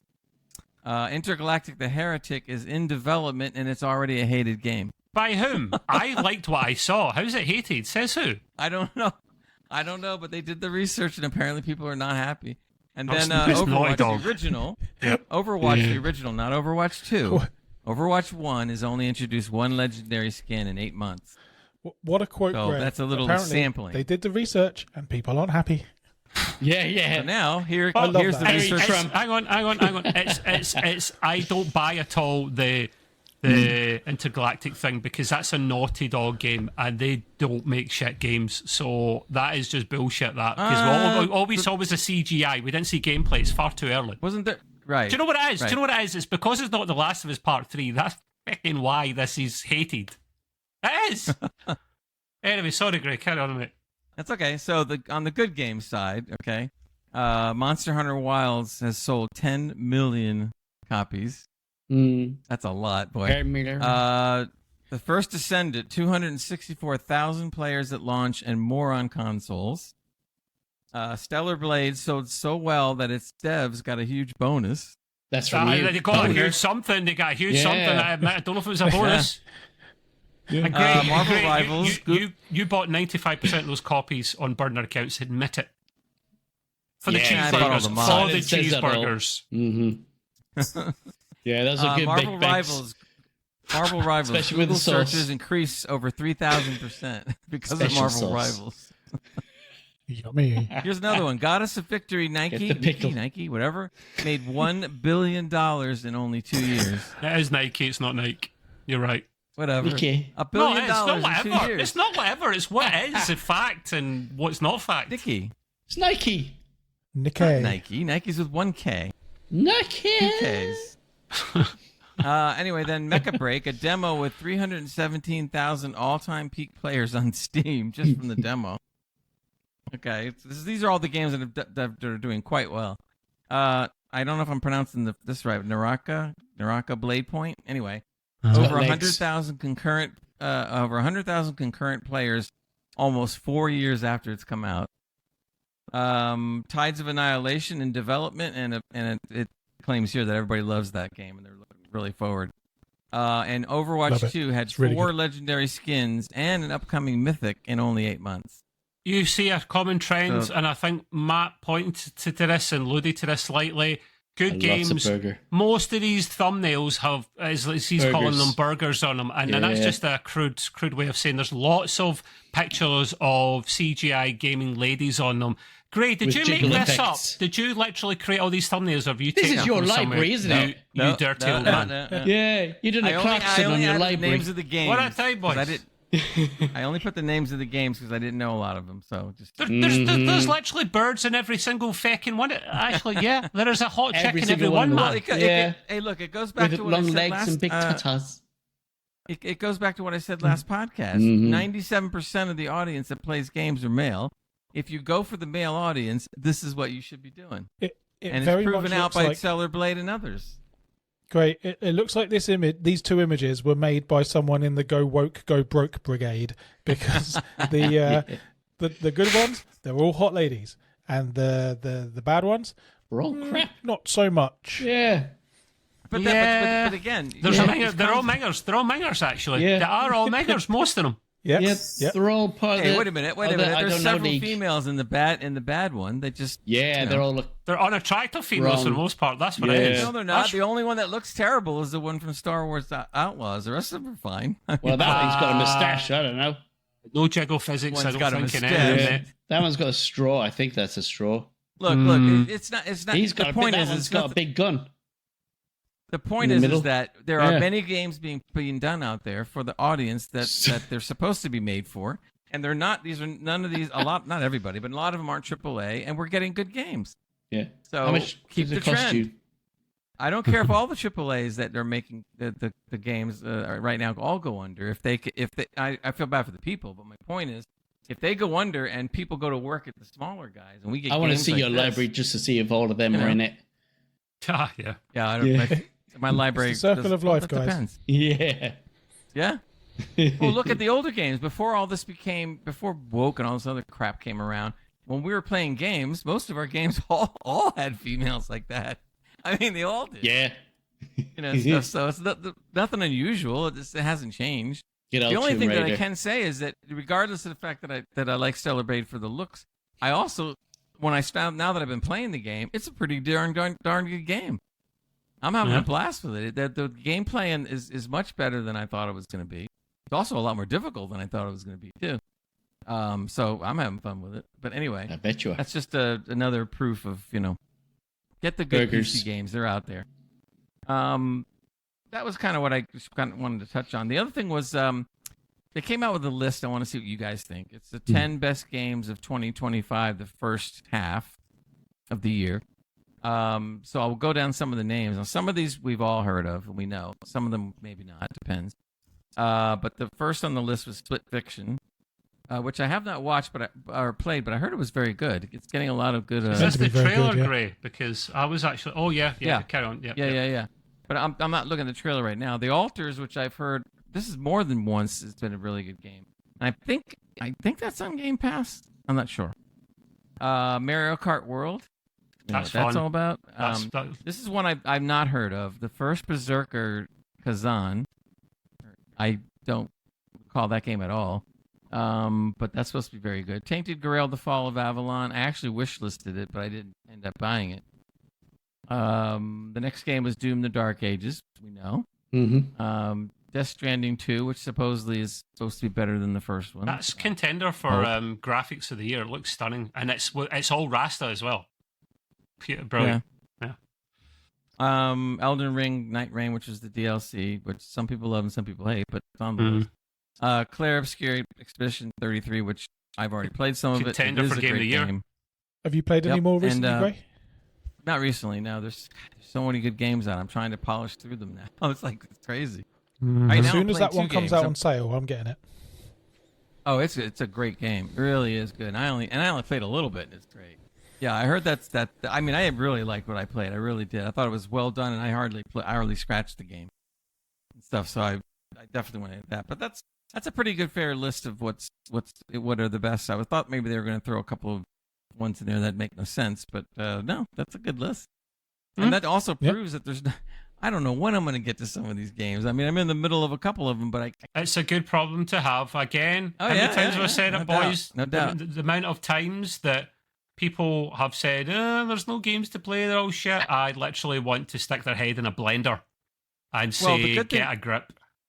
I think the good thing about this is when you do say something like that or you think something like that, the other games that you haven't played are even higher quality than some of the games you were going to go back and play. So we're actually benefiting even more now. So when you're finished with one game and you want to get to the other game that's been out for 6 months or whatever, you're going to go to a really good game as opposed to maybe not as good. So in a gaming aspect, we're all benefiting greatly, from all this. It's great. So we'll see, but that's the 10 best for the first half. So I think that pretty much does it for me. Yeah, I guess Carl, you're up next, my man. You've got. I'm interested to hear about this because Gray's talked about this in the past. So, loss of scaling. Cool. Oh, I was going to do the other one first, but that's fine. Oh, I can sure, do it yeah. first. What happened to the It's casino? all good. Oh, yeah, go on. No, You it's get all 2 good. points. Right. We're so excited about we just skipped right over. So, yes, lossless scaling. Gray has talked about it a few times. I have not used it myself personally, but I did see in the news, and this is just going to be a little quick one, by the way. This is lossless scaling is now out on Linux. Oh, do we have any Linux users here, guys? Anyone? Not yet. I done it a little bit in uni, a little bit, and then I forgot how to use it. And yeah, done. I think Linux is. Well, if you look at SteamOS, I think it's going to boost the usage of Linux very much in the next few years. So, guys, check out lossless scaling. It's it enables you to upscale and do frame generation, and basically it means you don't have to use DLSS or FSR, right? So it's a completely kind of standalone thing.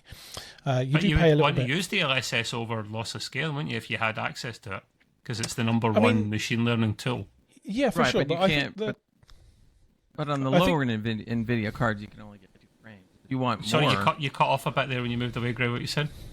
I was saying that lossless allows you to go past the 2 times frame rate on an older card.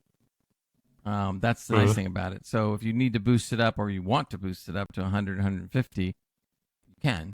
Okay. The funny thing about lossless now is the way they've done it is that instead of having the multiplier, you literally can go as far as you want. I mean, obviously it's not going to play as well if you go too high. But the way they've made it is that they balance it against the hertz of your monitor. So if you're running a 240 hertz like I am monitor, you can literally have it boost up to 240 frames, but don't pass that number, the hertz number of your screen. Yep. Now I haven't really tried that, but it is possible and people do it. Okay. Interesting. But all right, what about the next thing there, Tara? We just skipped over. You can go ahead now. Sure, thanks. I'm going to share my screen. Let me see if I can do this. Screen. Hang on. Window. That share button. Here we go. Right. So I've got a screen up. Look at that. And for the benefit of people that aren't seeing these images, I'll try and describe it for you. But Huawei have released a smartwatch that has earbuds, however you want to call them, inside them. And check out this video here. So I'm just scrolling down, and you can see the top of the watch opens up, and inside are your earpods. Look at that. Very cool. I looked at it and thought, that's a bit of a fad. I'm not sure if that's going to be something that people will use. But the more we thought about how thick that is, though. How thick the watch is. Yeah. Look, you can see there, it's not that thick. And people do like thick watches. That's a big thing. People like the chunkiness. It looks pretty thick to me, but still. Of watches. So I think this could take off, a nice, easy place to store your pods. And you've got a nice smartwatch to go with it as well. I think it's about £450 or dollars. I'd imagine I think it's dollars.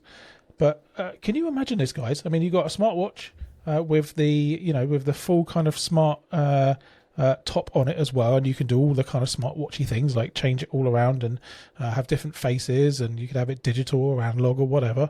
But then you just press a button and you open up, and you've got your earpods in there. How are they going to stay in your ear? Just The I rubber imagine just tips. like the rest of them do, The rubber tips keep it. It's a kind of silicon thing. It just kind of Just a fits your friction ear. suction thing. No, going on what you there. do, Matt, is that because they're smaller, you just stick them all the way in there and leave them there. Yeah, just super glue those things in. Yeah, And you don't have to then worry about it. Yeah. They'll turn up again in a few months, probably at the other end. Sure. Yeah, that's it. But what do you think, Recycle. guys? There you go. Does anyone have a smartwatch? Does anyone use AirPods? Do you think this is going to become a thing? No. I think it'll keep it Probably all not. together, which makes things a little bit easier to take care of. Probably not, because AirPods are the number one in the world by a long shot, fortunately and unfortunately. And, No, they're terrible. Android smartwatches are just nowhere near as popular. True. Okay, so here's a Yeah. question then, right? This is a Huawei thing, right? Which is Android, I'm guessing. Yeah. But what if Apple came out with this? What if this was Apple? Is it a different story? I It'd don't be think like they an would iPhone on your wrist. They wouldn't make something like this because they like to keep all their things separate. They usually keep like all their items very separate within their ecosystem. Yeah, but It we're looks playing cool. a game, Trev. We're playing a game. It's what if? What The if? battery wouldn't be that good, though, I'd say. Because you're having Oh, that that's little... a These good are tiny. point. I'm wondering how They're all tiny. Yeah. you'd be charging this thing like all the time. Yeah. And it also takes its battery from the watch once you plug it in and charge. So, Are yeah. you- Look, You can unshare now, Tara. Well, it's kinetic charge. Every time you move your wrist, it charges up. Like the old... Oh, when you used to the old watches, you used to shake your wrist like this. yeah. And it would yeah, wind you it. do- Yeah, and then... The That's not what he self-winding meant. watches. That's not what he meant. I know. Oh, I dear. just I think thought this about is that. You used to have the thing. Yeah. Yeah. That's it. The thing. And every time you shook your wrist, it would charge it up a little bit, Basically, depending how fast you go. if you want more context to that, you Google April Fools and Pornhub, and you'll see exactly what I mean. No cups involved. What you do in your own personal time is it's a brilliant idea, by the way, but it's it never came out, sadly. Are you buying it, Oh, Tor? so it's... I'm not going to buy it. Personally. So shit I'm then. not really. Shit. I'm not really a watch wearer, but Okay. if I Neither am was, I. and if I was a watch wearer, I would probably not have a smartwatch. But if I was a smartwatch wearer, I think it is pretty cool. Yeah. So it's good, That's a but lot it's of- shit. that's a lot of really what is ifs, what we're man. saying. Well, yeah, that's a what if for me personally, because I don't wear Right. watches, and even if I did, it would be a proper watch, not smartwatch. Well, if But I was for a people that wear billionaire, smartwatches, I think I would. I wear I one mean- when I'm out and about, smartwatch, my Apple Watch, but that's because it's got like GPS stuff and it's got medical things Yeah, that I need on it. It's even a weird name. It's loosely a watch. It does so many other things, you know. Yeah. And the other thing is, guys, if you're taking your AirPods around with you, you know it's not they're not small. You know, some of them are quite big. They fit in your pocket, but it takes up a bit of room. They're kind of like you always notice that they're there, right? Yeah. Imagine put 'em in you your could back just pockets store them and all. somewhere else. Very true. Maybe. Very true. It's handy. It might not take off, but I thought it was fun to look at. For I remember reading $425. I'm not doing that. I remember reading something about it a little while ago. I don't know if it was them or a rival company, and it was it's always a cool idea or something like that. Right, some game news that I've got on my side of things. There are one or two half decent titles on the Prime Gaming, if that's your thing. If you're a Prime member, you get these for free, so they might not be AAA titles, but considering they're included as part of your membership, they've got to be at least decent in that respect. We've got Star Wars Jedi Knight, Dark Forces 2. We also have another one which is slightly more interesting, Marvel's Midnight Suns. That's not so much my cup of tea, that one, but that is something that if you're a Prime member, then you should add these to your collection. We also thought it was useful that the Prime Day sales are on at the moment as well. Like Prime Day, they have it every summer, and then obviously in November, Black Friday deals from Amazon 2 times a year with a really, really good sales. A couple of things I posted in their Discord that I thought were useful for the masses, and it'll be the equivalent in the States, but I'll do them in pounds. The AMD Ryzen 7 9800X3D, aka the best gaming, or at least value-wise gaming CPU on the planet, normally retails for an MSRP of £480, give or take. I think you can get it on competitive offer from a lot of retailers for $450, but at the moment on Prime until the end of the Prime Day sales, it is, and you need to be quick by the time this podcast goes out, actually, it's £400. So that is fantastic value for the best gaming CPU on the planet. Get in on that if you're looking to upgrade sooner rather than later, but you will need potentially you might be needing to know a new board, another motherboard, if you're changing from like Intel or something. So there is that, but they tend to you tend to have it for a lot longer with AMD. They don't change for quite a long time, to be honest with you. And I'm sure there was another Prime offer as well that was fantastic. Yeah, one of their latest graphics cards. Is it remind me, Tar? It's the 9070 XT. Is that it? Is that their latest GPU? 9700 XT, I think. Yeah, that's the one. 9060 just came out after the 9070. Yeah, so the 9070 XT at the moment is retailing for $570. So that is below MSRP, I think. Or is it MSRP? Thereabouts. It's a fantastic price. I think you might be talking about the 9060 because the 9070's been selling for like 850. Could be, yep. Could be that one there. There was we put them in our Discord anyway in the relevant section. So go and check them out. There are some cracking deals in the Prime Day sales, but I try to just point out the things that are involved around games, game hardware, that kind of things that are relevant to our podcast anyway. There was one or two people in the Discord that are blaming you, Trev, because they have to spend money now. Oh, that's hilarious. I haven't seen that yet. Yeah, well, that's always my goal because people ignored them before. Now they're like, yeah. Right, the other thing that I found interesting as well, it's we like to big up the PC gaming side of things wherever we can because that's our collectively all of us here our first or only love. The title, I'll just read the title because it kind of speaks it all.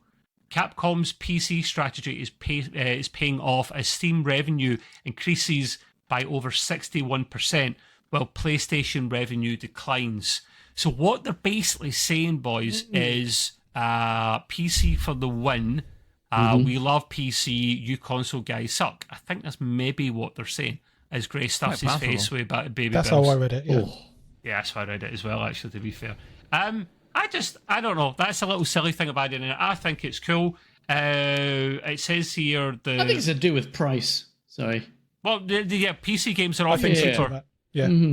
PC games are often cheaper. That certainly helps. Console games are always a lot more bloody expensive. Yeah, so the most recent fiscal financial year it increased by, let's say, 61%, roughly $366 million. And that accounts for 31% of Capcom's total revenue, which is pretty fantastic. It was an increase of 10% over the previous year. Steam revenue accounts for 42% of that revenue alone. I think that's absolutely fantastic.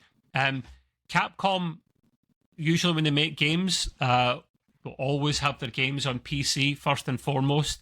Just console is the moneymaker for a lot of people, but Capcom have just proved there that that's not always the case. See, if you price your games competitively, you're actually going to get a lot more PC people buying them. And that happens. Like, for example, Dune the Awakening, which I was considering getting for ages and may still at some point, I can currently get that for £35 online. Like, not pirated or anything, like a legitimate key for it for £35. Like, that is a AAA title for a console in the UK is £70. I mean, pretty much half price. It's unheard of, actually. So this is why I think this is brilliant. That's essentially what they're saying to me here. And I know you guys might roll your eyes at this one, start rolling them in advance. But it is a big deal because there are people in the States that literally, not States, China, that love this platform, and that's mobile gaming. Bungie are bringing out their Destiny game, which I mentioned a little while ago. I did mention this, but it's called Destiny Rising, and it launches this August. And honestly, it actually looks pretty decent. It's one of these situations, as I put it on for the video guys here, where you would never really play this on a phone with touch controls because that's madness. That's like games like Monopoly Go or Candy Crush or stuff that are designed for games on the go. You would actually hook it up to a little, you can put a PlayStation or Xbox controller on it. You can connect your phone to maybe a tablet or something. And this is useful to play games on the go if you're traveling or whatnot, or your hotel. Like, I traveled once or twice a year for work, and then in my hotel it'd be nice to have something like that, because my alternative is going drinking with Matt and having to socialise with Matt. So, like, I maybe win a game instead of socialising with Matt. So there you go. I can understand that. But yeah, so yeah, exactly, mate. So only because you brought no. It looks very, very decent. There are 500 million mobile gamers in China, and it's so lucrative. Yeah. This is why Microsoft bought them over, Activision, because of the Candy Crushes of the world. So we don't like it. We don't really play mobile games that much, the four of us, but it's a massive, massive deal in parts of the I think it's actually the most played platform in the world, actually, mobile. I'm still on Subway Rush. Oh, yeah, by far. Yeah, because everyone's got a mobile phone, more or less. So, and they're a lot more affordable, usually. So, yeah, I found that interesting. In August there, you can pre-register now, the usual apps, the Apple App Store, the Google Play Store, whatever, your cup of tea, stop sharing there. But yeah, so I found that pretty useful as well. And the last thing I've got to quickly share as well, and this is, I do not work for Facepunch, the guys that develop for Rust, but I want you to show you a quick 2-minute video, right? And Greg, you don't need to make this a quick break or anything. It's not relevant, but I found it pretty amusing as well. You boys know Rust is my favourite game, and a lot of you maybe roll your eyes and blah, blah, blah, blah, yeah, whatever. I actually need to try and prove to you sometimes why, and to the masses why it is the best game out there, or it's my best game, right? And I'm going to try and prove the point just now. And I think we can share the audio for this. I'll maybe get away with this, so if you bear with me for a second, My guys. eyes are open, Trev. Yes, yeah. Go in with an open mind, son. Go in with an open mind, right? And that chocolate hobnob might take the winner. Did you say your eyes were open or your mind was open? Both. Yeah. And your mouth. Everything's Something was open, open. including the zipper in your fly as well. But yeah, this is the reason I go on about this game a lot in the past. I don't play it as much now because, you know, I've moved on to other things, but I still support it and watch the updates. I've never known a game to have as many free, constantly updated things in a game as this game. And I paid something like £7-8 for this in early access. And it's been 8 years out of early access. And it does a bunch of stuff, man. So yeah, Rust is often on sale. Its full price is £35, which again, go back to Dune Awakening PC game pricing, always cheap. This game is often half price as well when they're doing sales. So there are DLCs. They make a lot of their money from skins, which is fine. I have no problem with that. You often get free skins for the game as well with Twitch drops, which is another thing. So I will get the boys on at one point to play in the latest jungle update, because you can literally be Tarzan and swing from tree to tree. I mean, honestly, I thought you meant what the more Minecraft. do you want in life? You can have a pet crocodile in your nearby pool. You can blow in things, Matt. I know you like doing that, blowing in things. Darts, that is darts. I just want to know if we can beat Tarzan. There is a Jane, right? I mean, I hope so. Great, you you get beat your mind out the Tarzan. gutter, man. You're just after the cheeseburgers and Stellar Blade again, you naughty I man. was just mentioning. A very fluffy one, that one. No, Yeah. well, there is a Jane. It's called Irish Guardian. We'll just put him in a little skirt, and he can be the base bitch, and we'll pass him around. Right? I'll be your Yeah, beef burger. there's also Cheetah, Damn. which is not the animal, but the monkey. Yeah, we do. Yeah. They I float think that your looks boat. pretty good. Yeah. I think it looks pretty good. I have to say. And they're also bringing Then we'll out, get you to play it, Tara. and I don't know when, but they're bringing out a crossover with Warhammer 40k. I don't know any more than that. That's Don't gonna know be any more, but interesting. they're basically doing the Fortnite thing, so that'll come in at some point. Listen, I'm aware we're pretty short of time, guys, and we had so much content, Yeah, we we knew we'd have to move some stuff, so we'll move. We actually did pretty good considering. We did. Yeah. We'll move Grey stuff and Matt's stuff to the top of next week, and the Right. quiz. I've will got be the done, answers so now, so we'll do that for the next one. Yeah, we need Until to I use lose them again. that 5-minute buffer is useful for like shenanigans. Put it on and your great forehead. You know. with Yeah, a- definitely. On the back of my hands.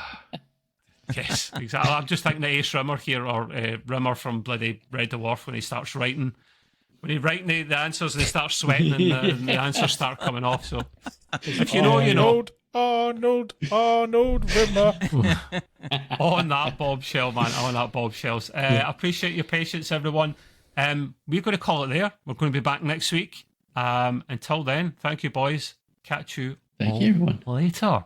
Bye-bye. Cheerio. See you guys next time. Here's the end. Yes. See? No next Tuesdays. World on fire. Heart. In my heart I have but one desire, and that one is you. No other will do.